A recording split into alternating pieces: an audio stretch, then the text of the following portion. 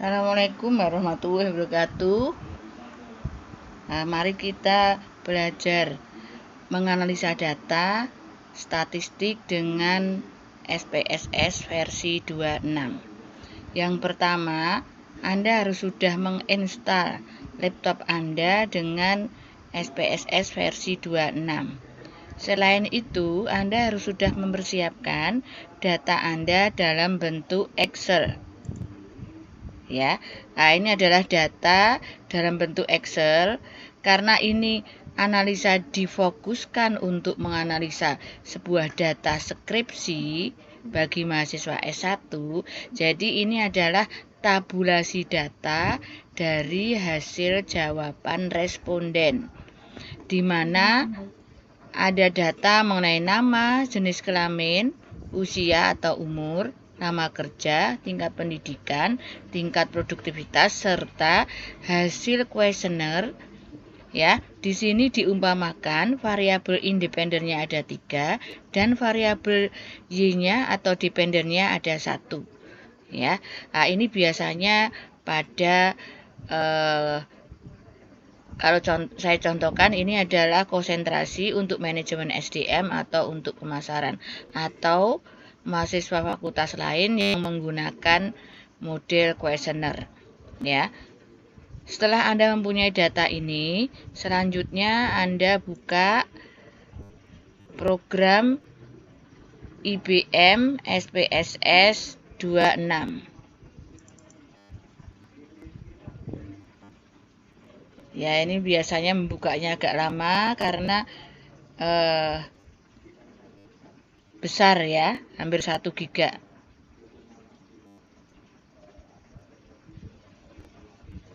Nah, sambil menunggu ya, ini Anda perhatikan. Nah, di sini ada nama, jenis kelamin, umur dan sebagainya. Nah, ini nanti data ini, nah ini sudah kebuka. Anda lihat di sini versi 26 itu muncul di November 2019 ya. Jadi Anda kalau menggunakan versi itu yang terbaru ya.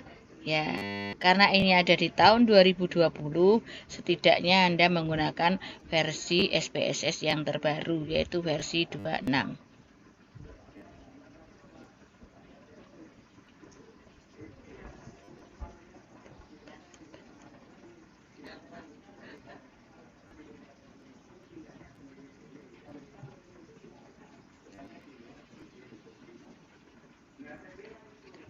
Nah, sebentar.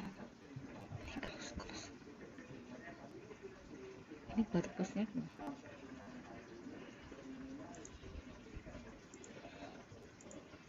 Nah, ini adalah tampak muka ya dari menu SPSS ya. Nah, di bawah ini ada data view dan variabel view ya. Yang pertama, Anda harus melakukan untuk membuka variabel view, di mana variabel view ini dipakai untuk memberikan nama variabel. Jadi kita harus lihat menyesuaikan data yang kita punya ya. Nah, yang berarti pertama ini adalah nama. Kita tulis ya, karena datanya adalah nama. Nama karena itu adalah bukan angka tapi huruf, jadi Anda tipenya adalah string ya. Nah, berikutnya itu adalah jenis kelamin ya, jenis underscore kelamin ya, karena di sini tidak bisa memakai spasi. Nah, kemudian umur ya. Nah, kemudian lama kerja,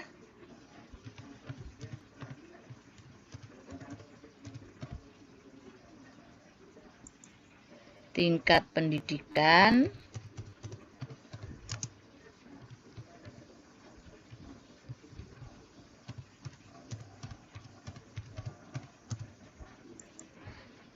tingkat produktivitas.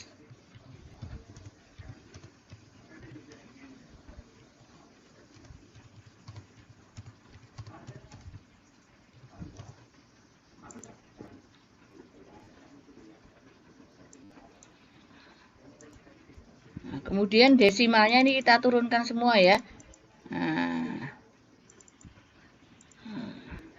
Sebenarnya nggak usah satu-satu, ini bisa kita copy bareng-bareng, bisa 0 semua ya. Kita buat 0, maaf. Kemudian kita lihat jenis kelamin ya di sini ya. Jenis kelamin itu kan 2 ya, jadi value-nya kita klik. 1 itu adalah pria ya. 2 wanita. Add ya. Oke. Ya, kemudian usia. Ya, di sini usia 1. Karena usia di sini antara ada 19 sampai 40-an ya. Kita pakai interval ya. 19 sampai 21,9 gitu ya. Kemudian 2 itu 22 sampai 24,9. 3 itu adalah 25 sampai 27,9. 4 28 sampai 30,9. 5 31 sampai 33,9. Ya, ini kita masukkan terus sampai ke 8.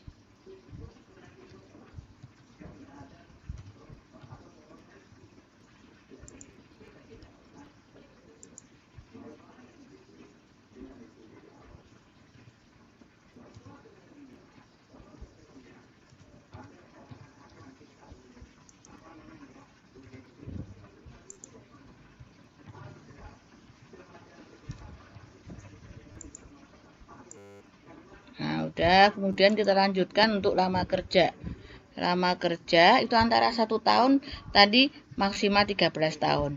Ini diumpamakan perusahaan itu baru berdiri 13 tahun ya. Ya, kalau lebih silahkan bisa. Ya, 1 itu kurang dari 1 tahun.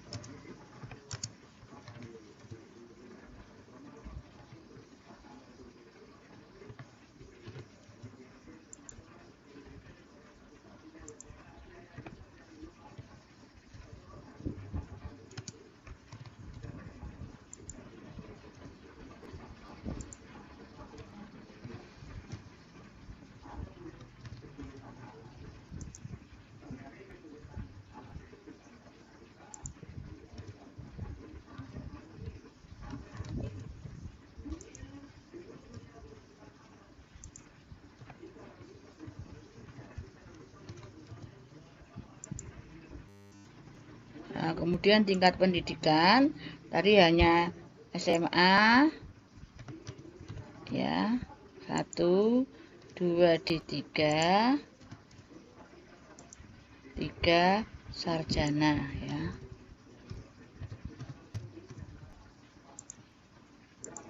Kemudian tingkat produktivitas. Di sini tingkat produktivitas itu itu 1 ya. Itu sangat tidak baik ya. Sangat tidak baik. 2 tidak baik. 3 sedang. 4 baik. 5 itu sangat baik.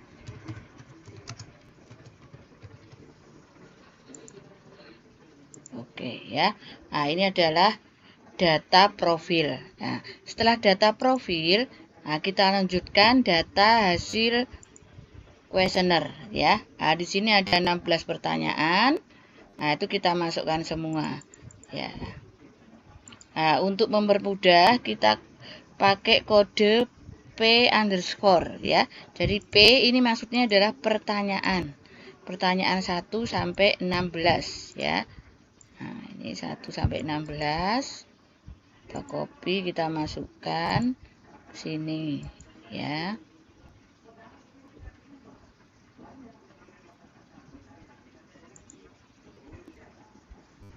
Nah, ini 1 sampai 6.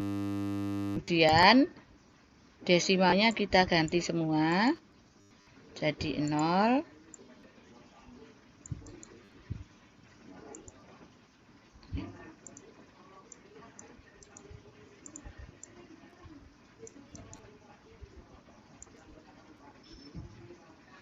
Nah, kemudian value-nya kita isi ya. Nah, 1, nah, itu adalah sangat tidak setuju. Ya. Kemudian 2, tidak setuju.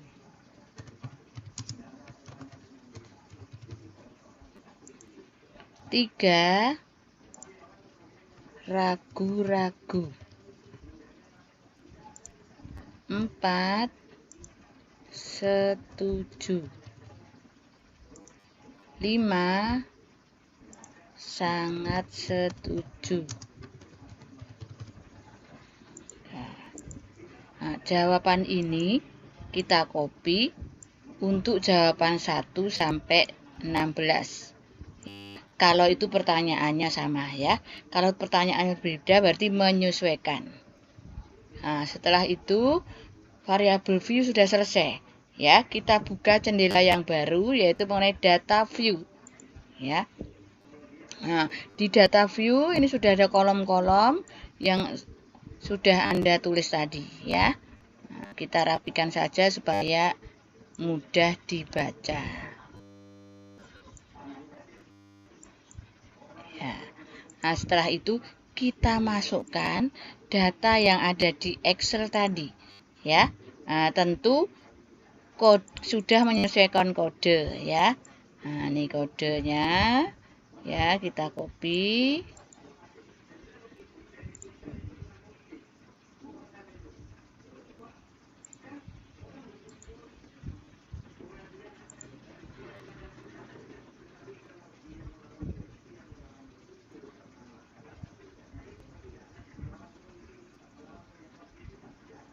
Maaf.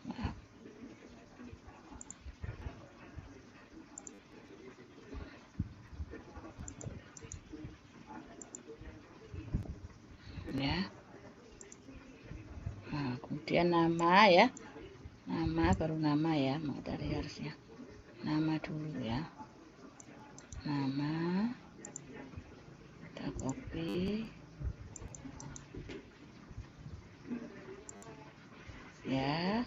Kemudian hasil pertanyaan, datanya kita copy, jawaban ya dari responden. Nah, di sini respondennya 36. Jadi Anda kalau mengambil menyebarkan sebuah angket atau kuesioner itu minimal 30.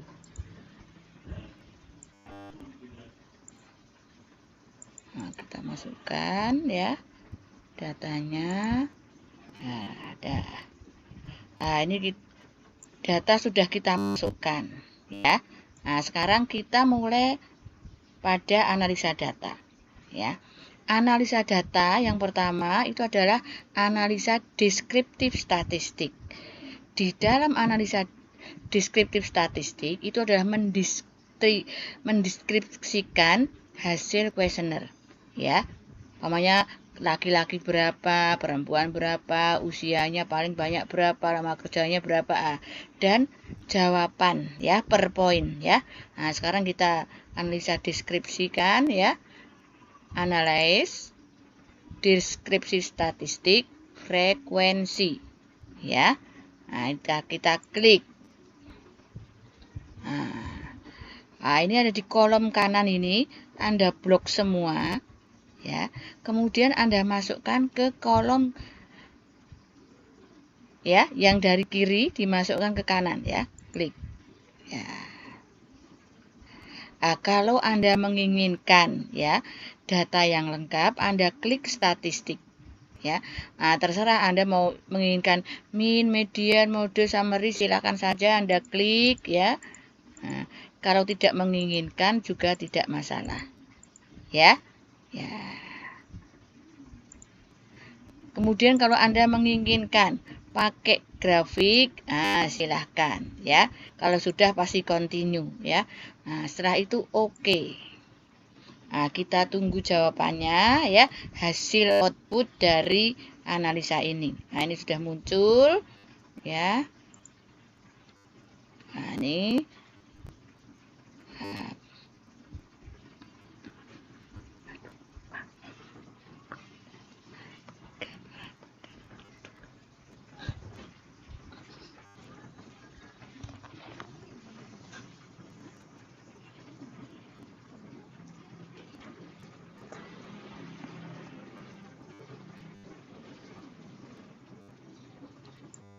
kita tunggu dulu ya. Ini karena banyak ya, tadi ada poin jawabannya ada banyak ya. Pertanyaannya aja 16, kemudian 1, 2, 3 ya, 1, 2, 3, 4, 5, 6 6 tambah 16 berarti sekitar 20 hasil ya, agak lama membacanya ya, tetapi hasil jawaban ini nanti bisa berlembar-lembar ya. Biasanya ya, kalau untuk skripsi Anda, untuk penelitian Anda yang lainnya itu tidak disajikan dalam bentuk tabel. Ini sudah ya. Tidak di dalam tabel satu-satu ini ya. Tetapi ya, itu diolah lagi sebagai apa? Rekap ya, kesimpulannya. Ini udah ketemu dari 36 responden tadi ternyata prianya 16, wanitanya 20 ya. Kemudian usianya itu ada bermacam-macam, ternyata yang paling tua itu adalah 40-an ya. Ini ada 3 orang ya. Berapa persen? Hanya 83%. Terbanyak di sini antara umur 22 sampai 24 dan 25 sampai 27 ya, ini menepati 25%, jadi 50% itu usia produktifnya di situ. Kemudian lama kerja ya, tingkat pendidikan dan sebagainya, ini juga akan terjawab nih. Pertanyaan 1 ya, ini tergantung pertanyaan Anda, ternyata yang menjawab sangat setuju itu banyak, sekitar 50% ya. Sedangkan yang menjawab tidak setuju ada 2,8% dan sebagainya. Di sini langsung ketemu 16 pertanyaan ya. Kemudian ini disajikan juga tabel-tabel ya. Ini dalam proses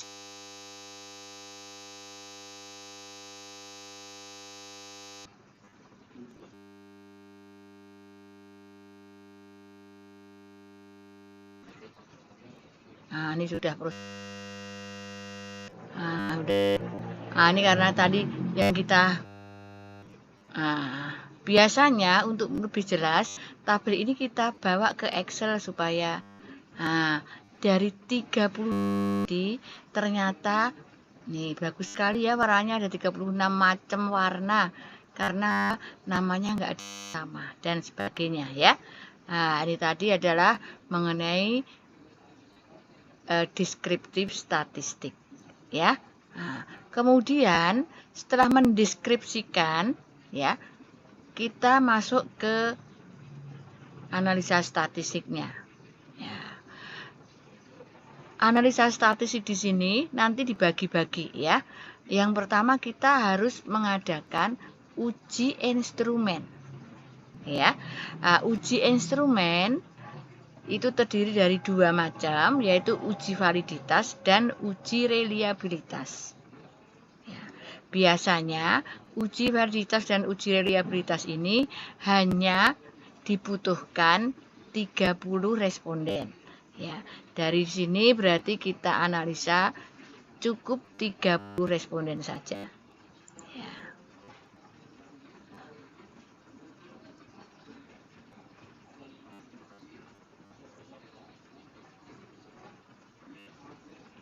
kita buat ya file baru ya. Nah, jadi setiap Anda harus menganalisa baru itu tidak boleh ditimpa ya. Jadi harus membuka halaman yang baru ya. Nah, ini sudah berarti nih kita bikin lagi tadi P1 sampai P16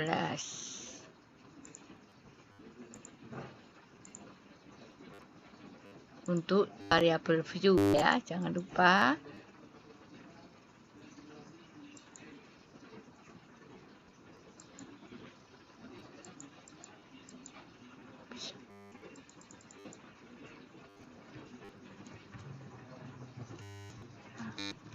Nah, kemudian untuk desimalnya jangan lupa dinolkan semua.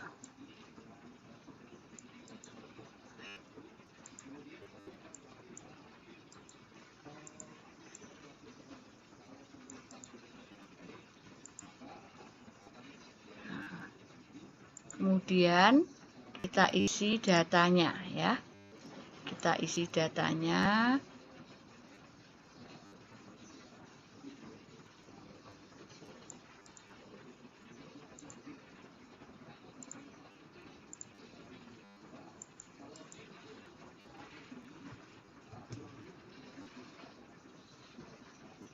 Nah, sekarang pertama ya.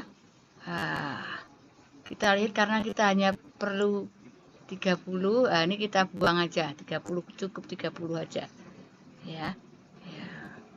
Nah, sekarang kita analisa ya. Analyze. Yang pertama adalah uji validitas ya. Nah, berarti dimension reduction factor. Jadi untuk uji validitas itu ada dua macam. Anda bisa menggunakan analisa faktor atau menggunakan regresi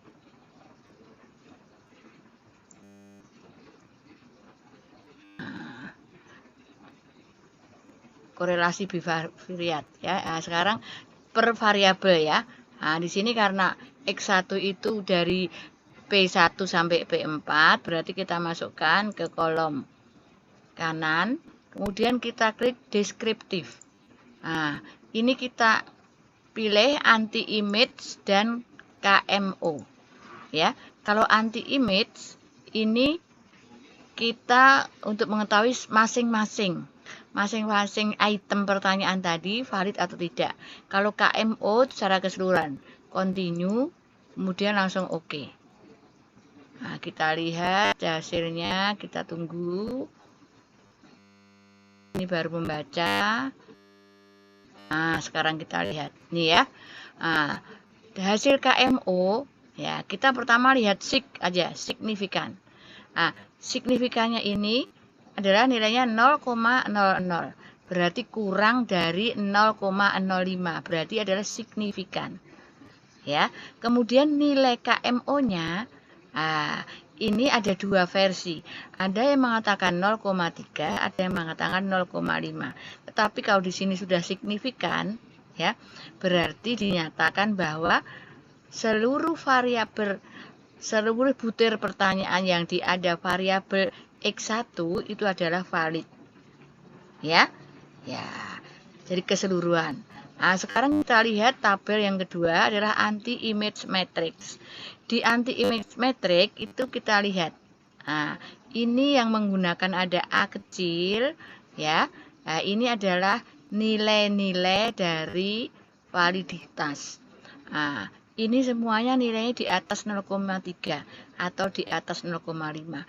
Berarti butir pertanyaan 1, 2, 3, dan 4 itu dinyatakan valid. Ya. Nah, jadi nanti Anda harus mengulang ini untuk pertanyaan X2, X3, dan Y. Ya. Setelah semuanya dinyatakan valid, Anda mengadakan uji instrumen yang kedua, yaitu uji reliabilitas dengan cara ya analyze scale reliability analysis.